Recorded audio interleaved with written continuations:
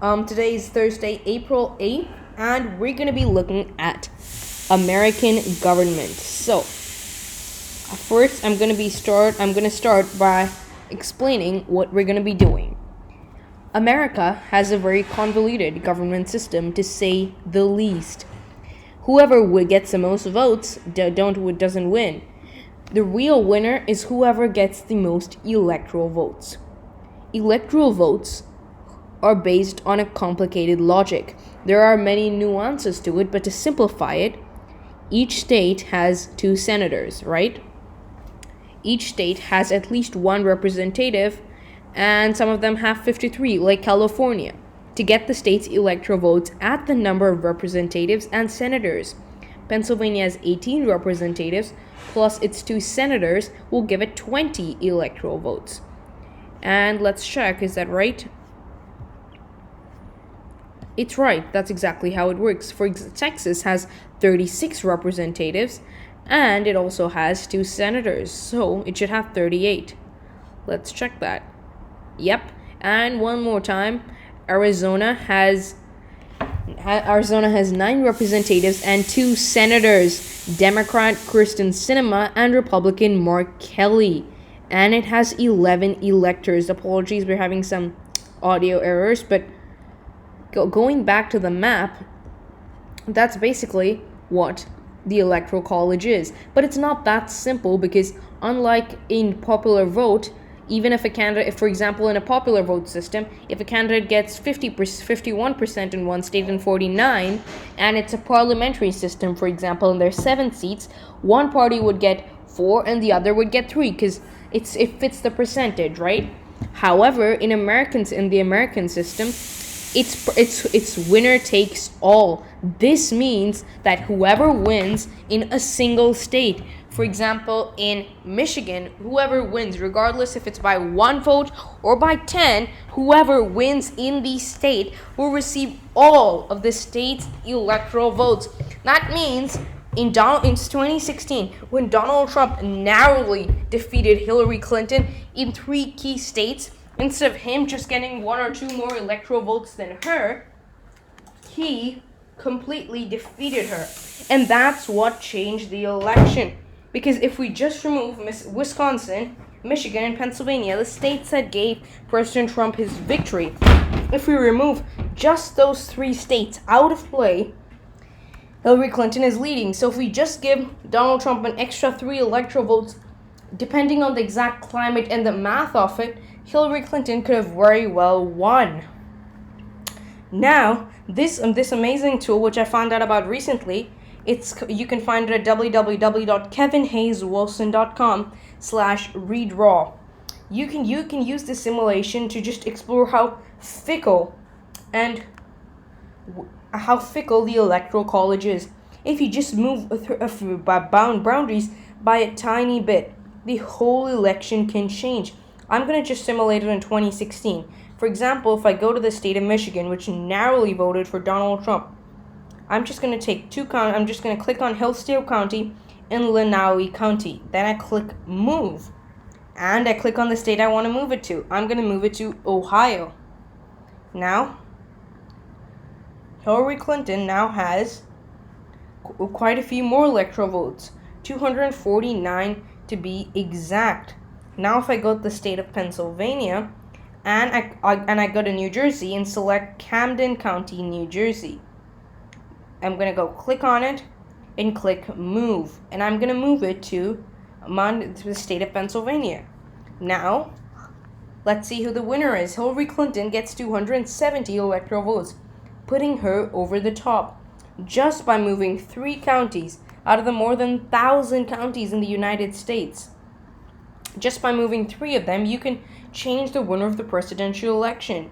Even in Florida, if I just move Escambia, Santa Rosa, and Okaloosa counties into Alabama, the most conservative parts of the state in the Panhandle, Florida would flip too. It's just shocking, exactly. It's just shocking how fickle our electoral boundaries are. I posted the link in the description. You can visit this link and subscribe. I just decided to make this video because when I found out about it, it was shocking how how easy to manipulate our boundaries are. If you found this video good, if you're enjoying it, you should check out our gerrymandering series. It's a series with 3 or 4 videos, where we just talk about gerrymandering and tools you can take action to prevent it. Tools you can use to take action to prevent it. Now let's try again. Let's go to the 2020 presidential election. So, it's extremely easy. I've just spent a few hours on this tool. It's so easy to manipulate, honestly. If I move Chatham County, where Savannah, Georgia is located, to South Carolina, boom, Georgia goes red. Already, Biden just loses a big chunk. Now, if I go to Arizona, no, I'm not gonna mess with Arizona because it doesn't have too many counties. Which state should I go for? Yeah, let's go to Pennsylvania. That's nice. If I if I just move one county in Pennsylvania, if I move Philadelphia County to New Jersey, it's hard to even see the difference. I mean, if you zoom out, you can't even see it. Now, it's 265. I'll even show you how easy it is to not see it. Look at this. If I click on move, it's sometimes it gets slow. But if I just zoom out and okay, let's first zoom out. And oh my god, this is so hard to operate. Oh my. Okay, now hide counties. Now it just shows the state. I bet you can't even see the difference. And if you click counties only, I bet if you look at this map, you might be able to see the Georgia, but I can bet my money that you'll never even notice the New Jersey, because it's so hard to see. Just by changing the tiniest of borders, the whole system changes. It's shocking, but it's also worrying. And now, if we just go for one more state, I have to find that's the hard part, because these Georgia and Pennsylvania are easy to flip because their cities lie on the edge of the border. But are there any other? Let's see, Wisconsin. This is gonna be pretty obvious, but Joe Biden won by a bigger margin, much bigger. Hey, now Trump wins. Not that I support either candidate, but it just talks about how simple it is. They had Kevin Hayes Wilson, the creator of this tool. He's included all the way from 2004. John Kerry and George W. Bush. This is a big year for Republicans. They did quite well in 2004. Relatively, 2006 was when they started losing big time. But let's just try it one last time because it's really fun. John Kerry. So he won these states, but he did not win Colorado. He did not win Nevada, nor did he win Arizona. It was actually quite close, 252 to 286. So let's maybe play around with Florida. Let's hope it works. Maybe I'll put these 4. That sounds good. Move just these 4. Well, flip. Please flip. No, it doesn't flip. Oh, that's not good. And this feature is so advanced that you can even check the detailed voting records in the chart. It is slightly glitched, but okay. So Democrats need an extra 300,000. Okay, so I'm not gonna play with Florida. How about Iowa? Let's move this county. What county is it? Let's move Sioux County. No, I don't want this county. Not this one. Sioux County, I don't know if that's how you say it, Iowa to South Dakota. Does it flip? Please flip. Yes, it flips. 259 for this guy. John Kerry gets 259. Another 7. Not sure how that works, but okay. Then how about if we go to? Do you think anyone? Yeah, we can just play around. Mono, California. Put it in Nevada. What happens? Will it flip? Nevada. Let's check the numbers in Nevada. NV. Nevada 3. Yeah, it's relatively close actually. I think it needs a little more Democrats. Now, let's just try it again. If it doesn't work, we'll go for another state. Yep, it doesn't work. So how about, let's see, Ohio. What about Ohio? Let's check the numbers. Ohio. Ooh, yeah, that's relatively close. I mean, it's only 100K. Ugh. Oh my gosh, it's so hard to operate. Did I tell you that?